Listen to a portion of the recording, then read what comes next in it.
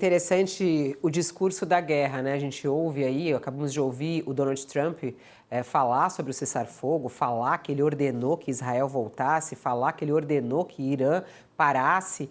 E o que a gente ouve, por exemplo, do Irã a respeito disso. Está na nossa página também do UOL essa reportagem falando que o Irã se diz vitorioso e que forçou Israel a cessar unilateralmente a guerra. Esse é o discurso do Irã, né? O Conselho de Segurança Nacional do Irã afirmou hoje que o país forçou Israel a cessar unilateralmente a guerra, mas advertiu que continua em alerta e pronto para responder a qualquer agressão, apesar do cessar-fogo anunciado pelos Estados Unidos. O comunicado do poder iraniano menciona uma vitória, um triunfo que forçou o inimigo a se arrepender, a aceitar a derrota e cessar unilateralmente a sua agressão, falando de Israel. Mas o Irã permanece em alerta, com os dedos no gatilho, pronto para uma resposta decisiva que provocará o arrependimento de quem iniciar uma agressão contra o país. É o que diz a nota. E diz, o cessar-fogo, o Trump disse mais cedo, né? O cessar-fogo está em vigor, por favor, não violem, foi o que escreveu Donald Trump nas redes sociais. E aí a gente vê Israel falando que vê o Irã dizendo que foi o Irã que fez com que o Israel cessasse unilateralmente a guerra. A gente sabe que numa guerra como essa é difícil encontrar a verdade, né, Josias? Mas em que ponto estamos desta guerra neste momento? Estamos num ponto, Fabiola, em que os atores principais executam a coreografia da empulhação, coreografia da enganação. Então, cada um constrói a sua versão para o público interno e, se formos analisar com muita frieza o que está se passando, o cessar-fogo interessa a todo mundo nesse momento, mas todos simulam uma disposição para a guerra que não orna com os fatos, né? Aos Estados Unidos interessa o cessar-fogo porque o Trump teria a oportunidade de fazer a pose que lhe interessa, que é a pose de pacifista, de vitorioso, o homem que obteve a interrupção de uma guerra que dura aí 12 dias, desde que o Israel decidiu se confrontar mais diretamente com o Irã e não apenas com as forças apoiadas, as milícias apoiadas pelo Irã no Oriente Médio.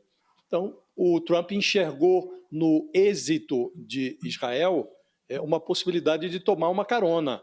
Bombardeou lá as instalações nucleares do Irã e agora força, por assim dizer, um cessar-fogo. E aí ele interessa forçar a interrupção do conflito, porque aí ele apresentaria a sua intervenção belicosa como algo útil para a obtenção de uma trégua.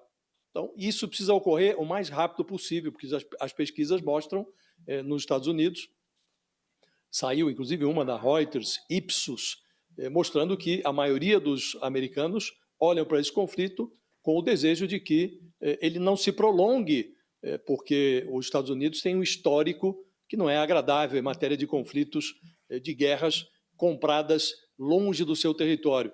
A Israel interessa interromper o conflito porque o Netanyahu ele já está muito perto, ou já até obteve os objetivos que ele desejava.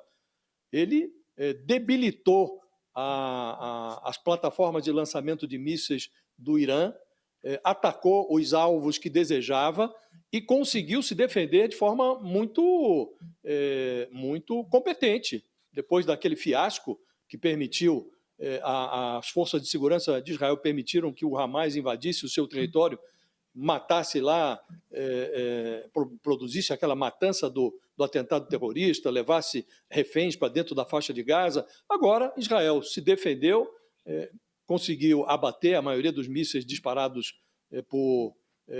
pelo Irã e, com o seu sistema de sirene, os seus bunkers, protegeu a população. São as vítimas contadas no Irã estão em uma quantidade muito maior do que aquelas que foram produzidas pelo Irã em Tel Aviv. Então, o Netanyahu conseguiu atingir os alvos que desejava sem impor um prejuízo muito grande ao seu território, à sua população. E ele precisa interromper agora porque está custando caro. Então, a estimativa ali do governo de Israel é de que ele gasta ali alguma coisa, já gastou alguma coisa em torno de 1,3 bilhão de dólares com esse esforço dos últimos dias para bombardear o Irã. E ao Irã interessa o cessar-fogo porque o Irã está de joelhos.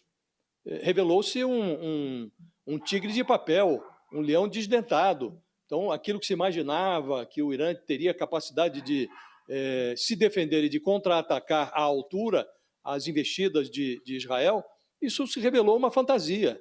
O Irã, de fato, está de joelhos. E, para complicar a sua situação, o Donald Trump decidiu entrar na guerra do Netanyahu, pegou uma carona, bombardeou as instalações nucleares do Irã. Não se sabe até aqui, se não pela voz do Trump, que não é confiável, qual foi o tamanho do estrago. O Trump diz que simplesmente aniquilou a estrutura, a infraestrutura nuclear do Irã. Mas as próprias autoridades do Pentágono, o próprio vice-presidente, o J.D. Vance, o vice-presidente do Trump, reconheceu numa entrevista que eles não sabem o que foi feito do urânio que o Irã deve ter transportado das unidades que estavam, das usinas que estavam sob ameaça de ataque para outros esconderijos. Então, há uma percepção generalizada de que o Irã conseguiu salvar alguma coisa como 400 quilos de urânio enriquecido a 60%. Se esse enriquecimento sobe para 80%, eles podem fazer a bomba atômica. Então, ao Irã interessa agora o cessar-fogo para se recuperar desse estrago que sofreu nesse ataque dos últimos dias e promover a sua estratégia, tentar sobreviver para que o Ayatollah, o regime, consiga sobreviver a essa tentativa do Irã. Inclusive, o desejo do Netanyahu é de derrubar o regime dos Ayatollahs. Ele quer trocar o comando, o poder no Irã. Então, ao Irã interessa, nesse momento, uma trégua que lhe permita respirar e se reposicionar em cena, sem deixar de insinuar que continua dispondo da ameaça nuclear, continua dispondo de material suficiente para fazer a bomba.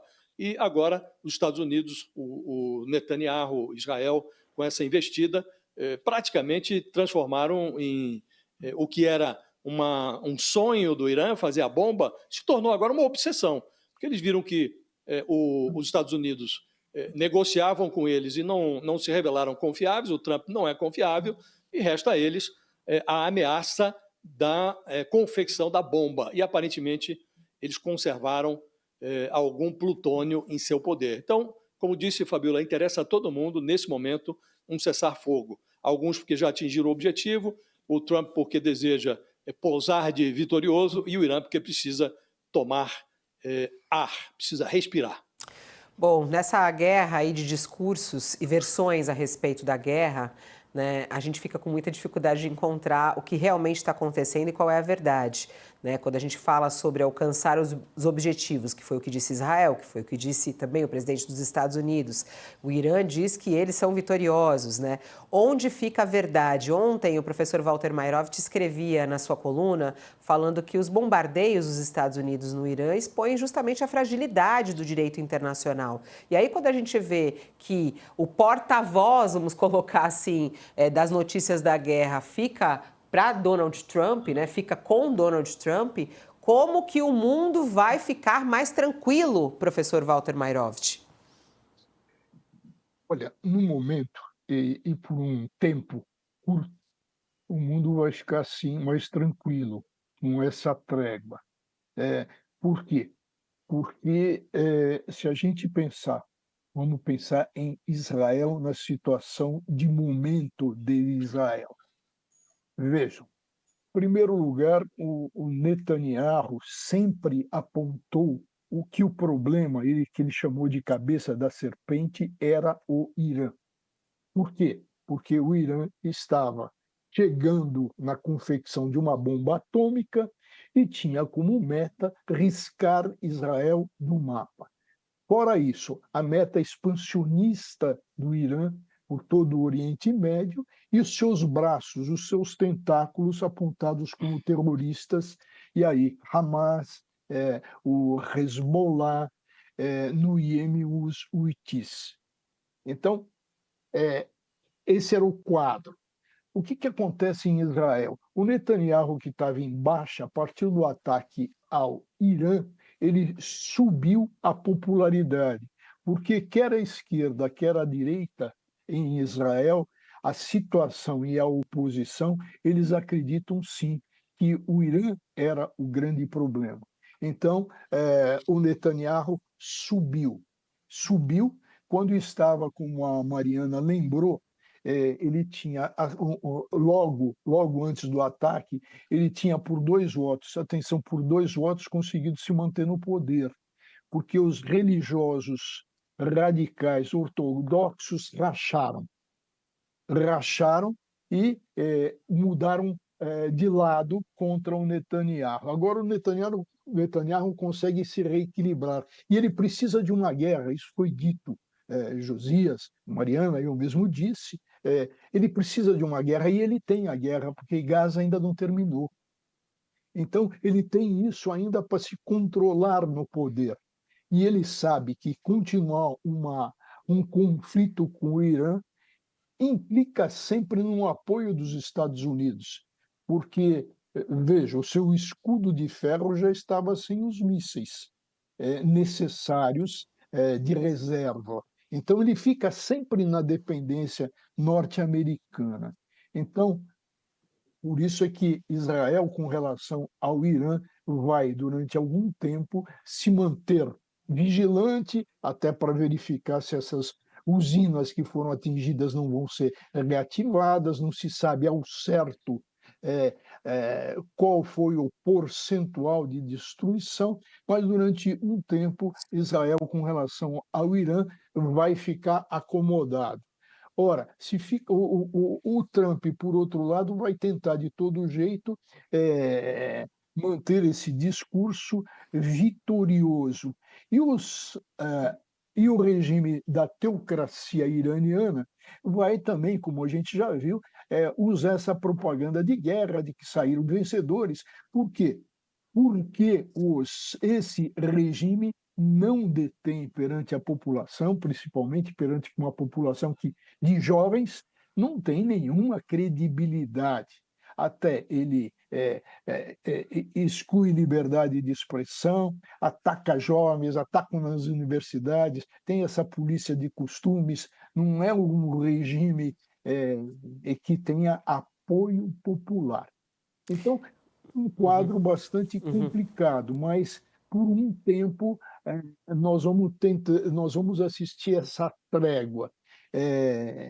O Estreito de Hormuz continuará aberto, não vai ter nenhum problema no Golfo de Aden, quer dizer, a circulação de riqueza vai continuar. Eu acho que a gente vai conseguir aí uma pequena estabilidade. Pequena por quê?